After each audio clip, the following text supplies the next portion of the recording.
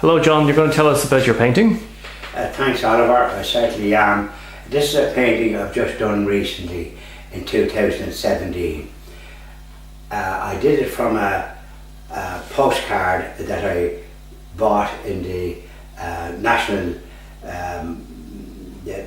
Gallery in Dublin and copied it.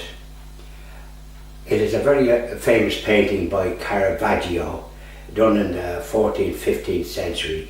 He painted a lot of pictures depicting different parts of our Saviour Jesus' journey, but this particular one is one of his most famous.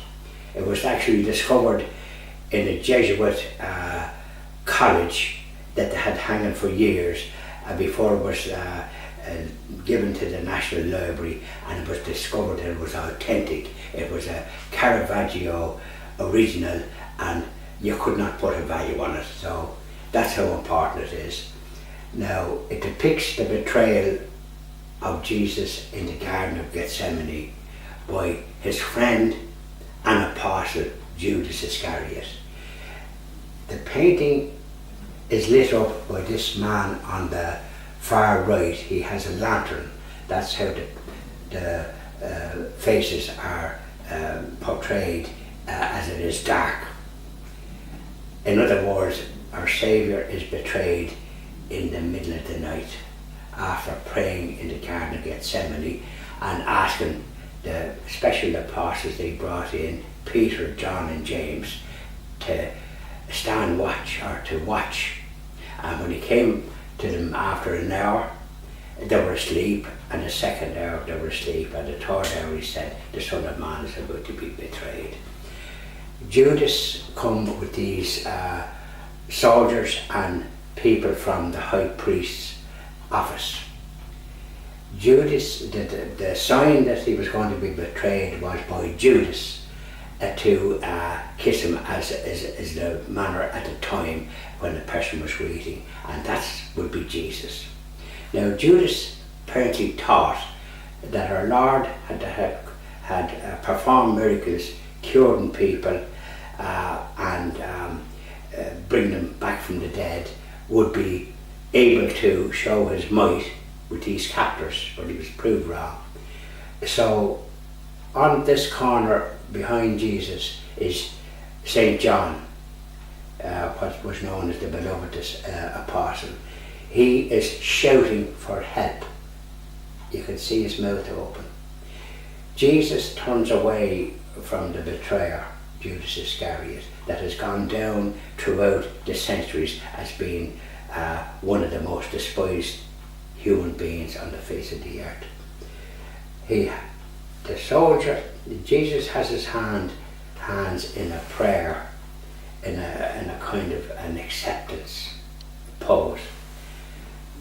The soldier here, barely seen, has his despicable arm on our Saviour to apprehend him.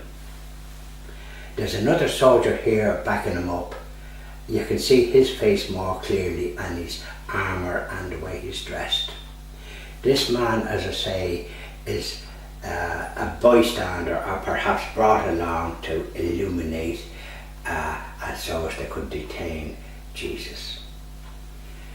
In the middle of the night, as I said, after his agony in the Garden of Gethsemane, he has brought up this event that occurred in the Garden of Gethsemane, read to Jesus' interrogation by Caiaphas, the high priest. And Caiaphas trumped up charges that he blasphemed. He was struck by one of the people at that interrogation. He was put into a cell or a jail, no chance of escape, and brought the following morning early to Pontius Pilate, the Roman governor for Judea.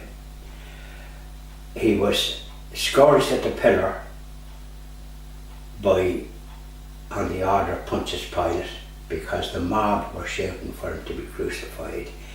His arrest, or his apprehension in the Garden of Gethsemane, and his crucifixion on the cross barely was it wasn't even 24 hours, so it was a rush job to crucify him. This event occurred because of the betrayal of Judas Iscariot. The crucifixion of our Saviour, the attacks, the scourging at the pillar, the crown of thorns on his sacred head, the abominations heaped on him. In other words, it was murder without a fair trial. They even had a murderer, Barabbas, released, who committed 2 murders, and Jesus was innocent. On the cross, the 2 thieves that was crucified with him, one asked him to remember when he came into the kingdom, and our Saviour forgave him and said, "This day you shall be with me in paradise." Now, the good thief gave out to the other thief, saying that they were guilty, but he was innocent. So the good thief knew our Saviour was innocent, but the experts condemned to death. So that's the story about that painting, and it prompts me to sing a little hymn about it. Okay. And I will just, if you bear with me. Sweetheart of Jesus, fount of love and mercy, today we come thy blessing to implore. Oh, touch our hearts so cold and so ungrateful, and make us love thee more and more each day. It goes on further, but that's the outline of it. That's very good. Thanks very much, John. Thank you.